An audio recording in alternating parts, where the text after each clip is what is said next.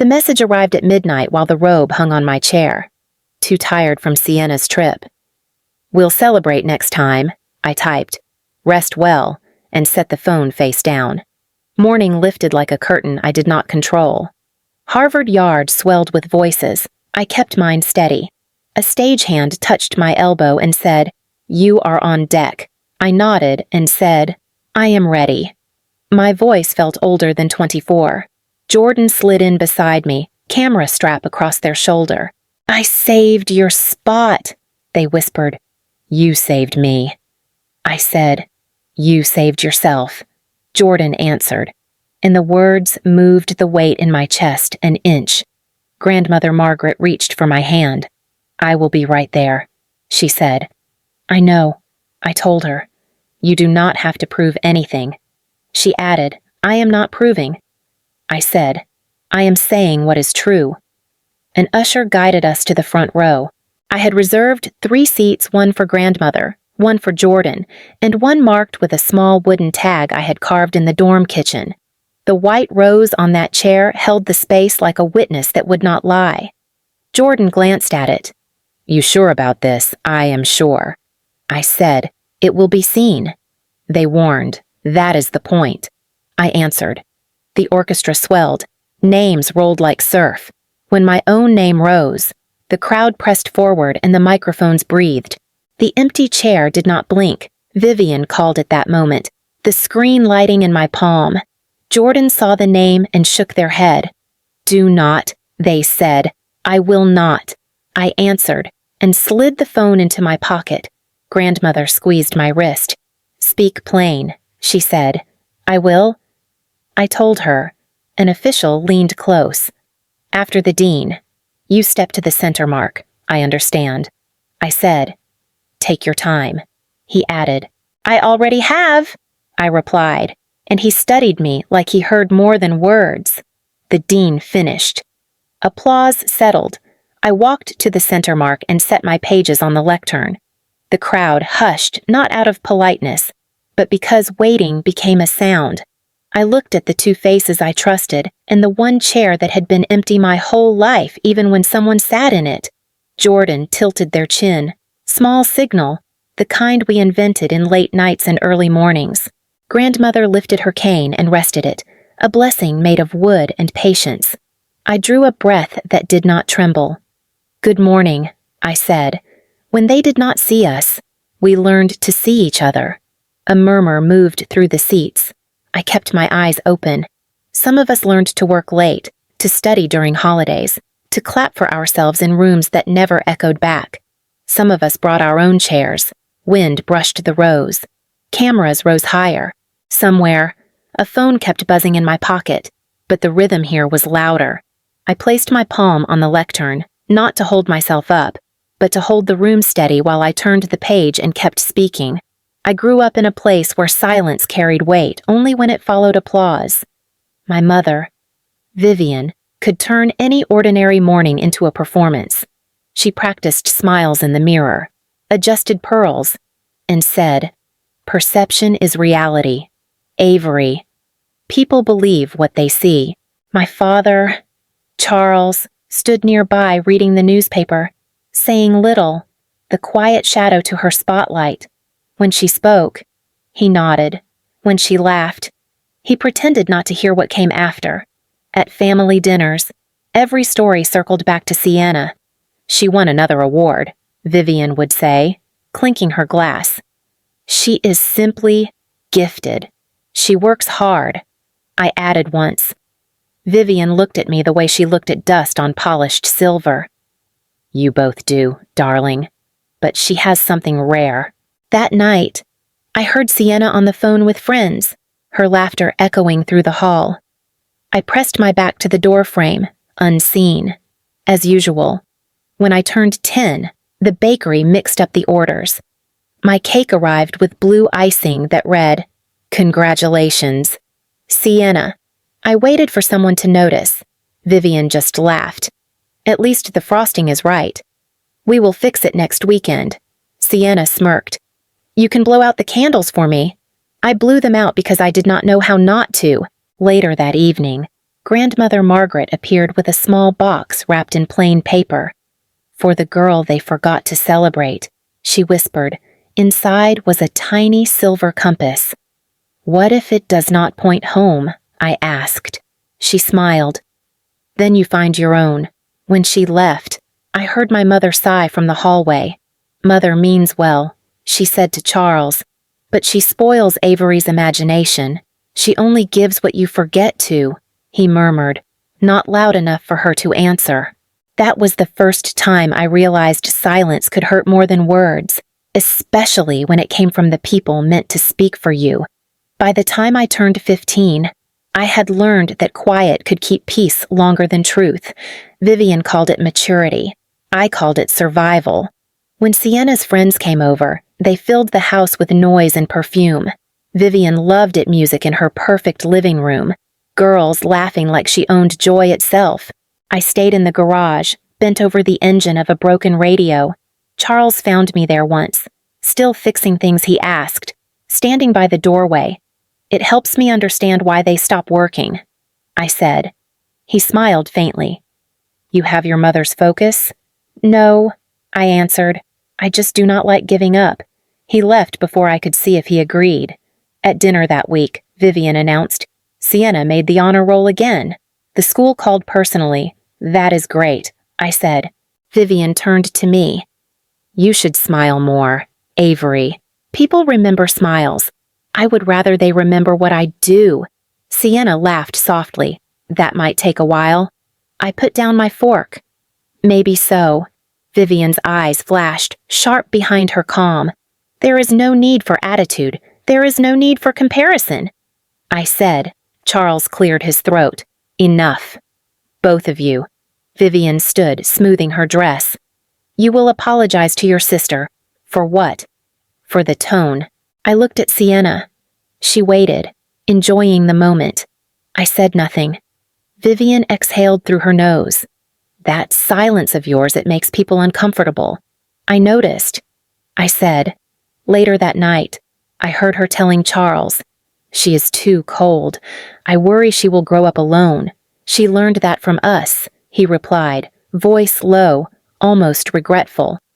The next morning, a letter arrived from the state essay competition. I won first place. Vivian skimmed the page. "That is nice," she said, already turning away. "Can you help Sienna pack for her dance trip?" I folded the letter and slipped it into my pocket. The garage light buzzed when I turned it on that evening, the same static hum the radio made when I rewired its circuits. The sound filled the space where applause should have been. At Harvard, I learned that silence could echo just as loudly in crowded rooms. The first semester was a blur of lectures, research labs, and people who assumed I came from the same kind of family they did supportive, proud, ever present. I nodded along and said, "Yes, my parents are proud," because saying otherwise felt like an unnecessary confession. One evening, I took a photo in front of Widener Library red scarf, tired smile, and sent it to my parents. 3 days passed before Vivian replied. "Pretty campus," she wrote. "Sienna just got her first internship in New York." "Isn't that exciting?" Charles added a single thumbs-up emoji. That was the entire exchange. When I showed Jordan the messages, they frowned. "You sure they got the point?" "They did." I said. "They just decided not to respond to it." Jordan looked at me like they wanted to say more, but didn't. That restraint was something I had started to value, the kind that holds empathy instead of pity. By the end of sophomore year, Dean Alvarez asked me to assist with her research on healthcare inequality. She was brilliant, the kind of woman who noticed details the world ignored. One night, as we went through case studies, she said, "You translate pain into numbers beautifully." "Avery, most people just see statistics," I answered. "Numbers do not lie." She closed the file. "Neither do emotions. You have both. Use them." Her words stayed with me. For the first time, I believed that what I carried, my silence, my need for order, could mean something. When the letter arrived naming me valedictorian, I called home. No answer. I texted, Hours later, Vivian finally replied, "Sorry, honey, we're in Italy with Sienna for her fellowship. So proud of both our girls." The word both felt like a bruise.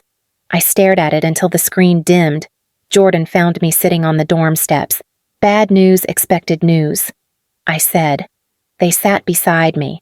"You know, sometimes people can't see what doesn't shine for them." "I have been shining in the wrong direction," I said. Jordan nudged me. "Maybe stop shining for them?" I smiled, but it did not reach my chest. That night, I called Grandmother Margaret. "They won't come," I said. "I know," she replied gently. "Some people mistake love for ownership. You are proving they were wrong." Her voice steadied me more than she realized. Still, when I hung up, the silence in my room pressed close, heavier than before. I looked at the valedictorian notice again. For a moment, I imagined Vivian's voice, soft, rehearsed, saying, "That's nice." I turned off the phone before the thought could finish. The message came close to midnight, when the campus had already gone quiet, too tired from Sienna's trip. "We'll celebrate next time." The screen lit my face like a small interrogation. I typed, "Rest well," and pressed send. Jordan knocked on my door a few minutes later. "You still awake, I am now," I said. They looked at my phone on the desk. Was that from them? "Yes." "Do you want to talk about it?" "No." Jordan hesitated, then said softly, "You don't have to keep pretending this doesn't hurt." I picked up the phone, turned it over in my hand. "I am not pretending. I am done performing." The words surprised both of us. For the first time, I felt still not angry, not sad, just finished. Jordan nodded slowly. "Then what happens now? I stop asking them to show up," I said. "When they left, I sat alone with the light from the Charles River sliding across the wall. I remembered all the birthdays, the competitions, the dinners filled with polite clapping for someone else. I thought of my mother's smile, so polished it could blind anyone but me. By dawn, exhaustion felt like clarity. I put on my coat and walked to the commencement office. The woman behind the counter looked up, startled. "Graduation tickets," she asked. "3 seats." I said, "All guests attending, yes." She filled out the form, sliding it toward me. "Names 1 for Margaret Wynne," I said, "1 for Jordan Blake, and the 3rd for whoever shows up." Her pen paused. "That's unusual." I smiled. "So is my family." She didn't press further. The form rustled as she stamped it, and the sound felt final. Outside, the sun was climbing over the Charles, gold and indifferent. I stood there for a while, letting the wind pull the hair from my face. My phone vibrated again, Vivian's name glowing faintly, but I didn't touch it. I slid the ticket confirmation into my pocket, the paper warm against my palm. When I walked back to the dorm, the silence followed, but it no longer felt like absence. It felt like space I had finally claimed for myself. Grandmother Margaret called the next evening. Her voice carried the kind of calm that always made me brace for impact. "I read the notice about your speech," she said. "Are your parents coming this time?" "No," I answered. "They sent another excuse." She sighed. "Avery, I know they've failed you, but don't make this public. It will only make the wound bigger.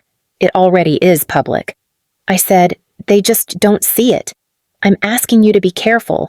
The world can be cruel to truth-tellers. I've spent my life being careful." I said, "It only protected them, not me." There was a pause long enough for both of us to hear everything that had been left unsaid. "Finally," she whispered. "Then promise me you'll speak with grace." "I can do that," I said. "Grace isn't silence." When we hung up, I sat at my desk, pages scattered, laptop glowing like an interrogation light. The cursor blinked, waiting for me to decide what part of myself I was ready to expose. Jordan knocked, carrying 2 coffees, still writing. "Still trying," I said. They glanced at the papers. "How honest are you planning to be honest enough to make them uncomfortable?" Jordan smiled faintly. Then it's probably honest enough. We worked in silence for a while, the hum of the radiator and the scratching of my pen filling the room. I crossed out every word that sounded polite, every sentence that tried to soften what I meant. Jordan leaned over. "What's that line I read aloud? Silence used to feel like punishment. Now I see it was training." They nodded slowly. "That one stays." When the door finally closed behind them, I looked at the empty chair across from me, the one they always used when they came over.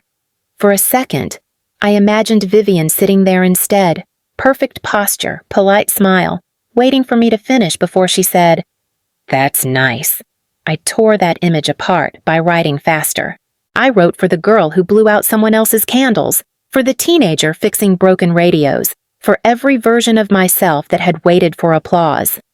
Near sunrise, I sent the finished draft to Dean Alvarez. Her reply came within minutes. "This isn't a speech? Avery, it's a reckoning." I stared at those words until the sun rose high enough to erase the shadows on my desk. Then I folded the printed pages and whispered, "Good. Places," the marshal said, palm guiding my shoulder. "I am ready." I told him. Jordan touched my sleeve. "Center mark. Breathe on the third step." "I will," I said. Grandmother Margaret squeezed my hand. "Speak plain?" "I promise." I answered. The dean finished.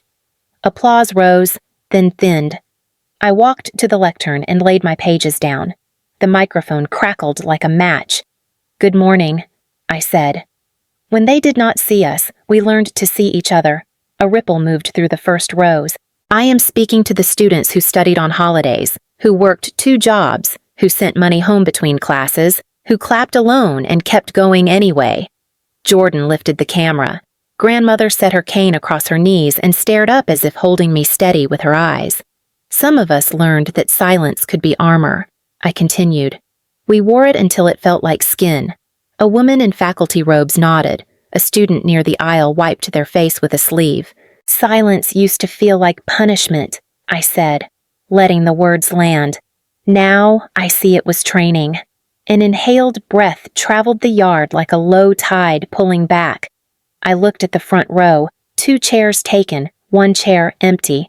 The white rose did not move. "I brought an extra seat today," I said. "It is for whoever shows up." Laughter flickered, uncertain, then faded. I grew up in a house where applause had owners. If you were not the chosen one, you learned to make your own sound. I did. The phone in my pocket began to buzz. Once. Again. Again. I kept my hands on the edge of the podium. My grandmother told me I did not need applause to be valuable. I said. I did not believe her until I learned to speak through work. I glanced at Dean Alvarez. She held my gaze the way climbers hold a rope. "We will leave this place and sit at tables where chairs will be saved for the loudest and the brightest," I said. "Save a chair for the steady. Save a chair for the ones who carry the weight when the music stops." A boy in the back stood and stayed standing. His friends rose beside him. "We do not wait for doors anymore," I said. "We build them. And when we cannot build them, we build a seat and sit anyway." Someone clapped once, hard, like a gavel. Others followed, then quieted when I lifted a hand. "I am not here to indict anyone," I said. "I am here to tell the truth in the voice I was given logic, labor, and a pulse that would not slow down." The microphone softened under my breath. "If you were ever unseen." "I see you." Jordan's camera clicked. My phone pulsed again. I let it. "I have one more promise," I said. "We will not leave the next seat empty for those who come after us."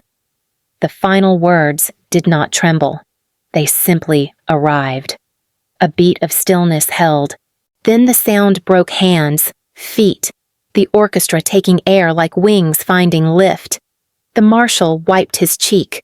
The dean pressed her hand to her heart. Grandmother rose as if the ground asked her to stand.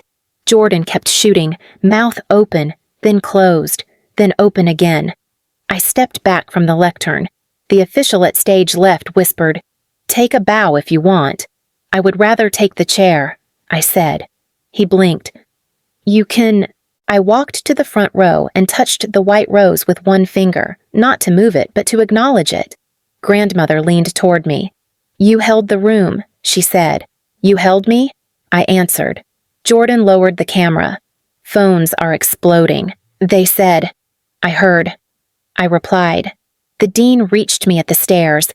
"You turned data into breath," she said. It was already breathing. I told her. I just let people hear it. The band swelled again. Graduates shouted names. From my pocket, the phone thrummed without shame. I did not take it out. I sat beside Grandmother and Jordan, leaving the empty chair between us like a border the world could see. A young usher crouched near my knee. "Miss Calder, media is requesting a quote. Tell them I already gave one," I said.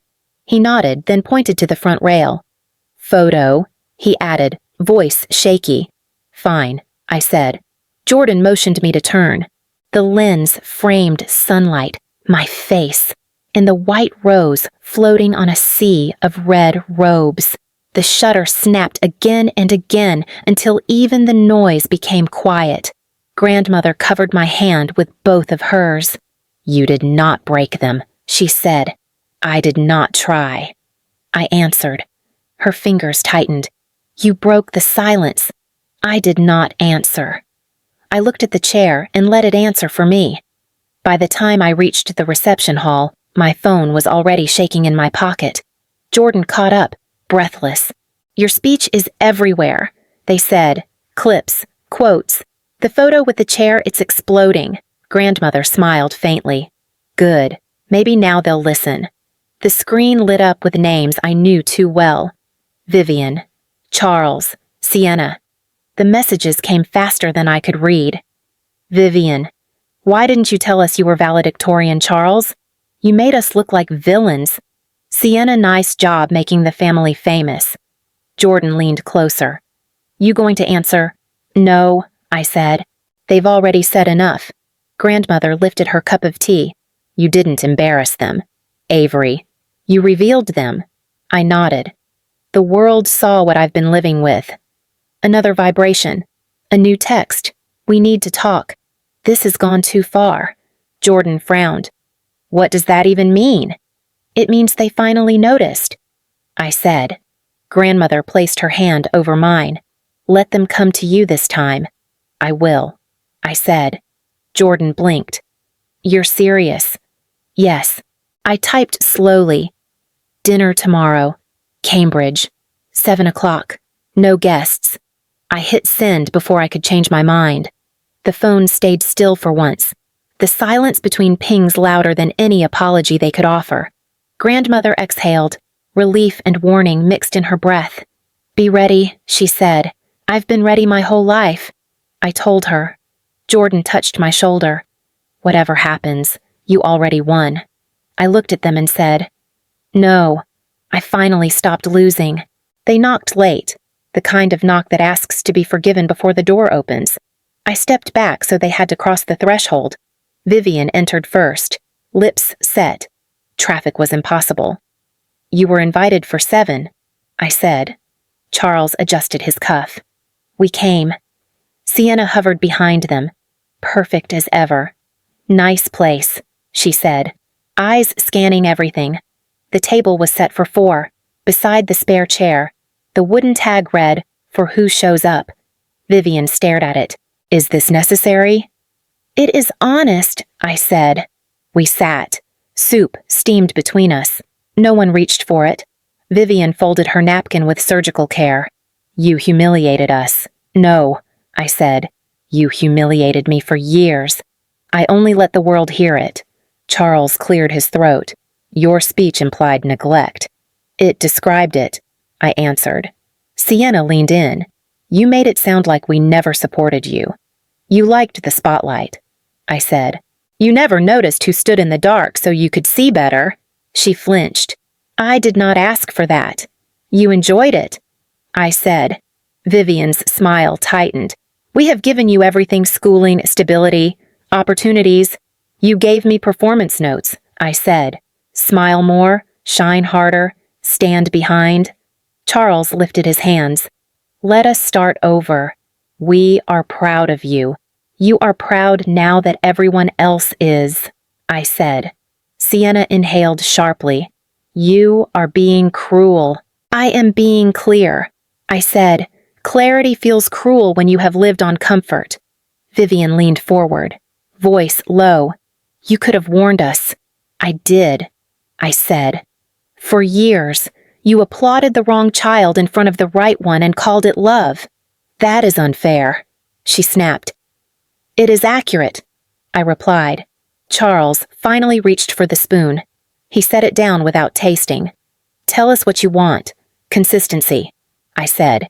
If you say you will come, arrive. If you are tired, say so and do not promise. Vivian's chin lifted.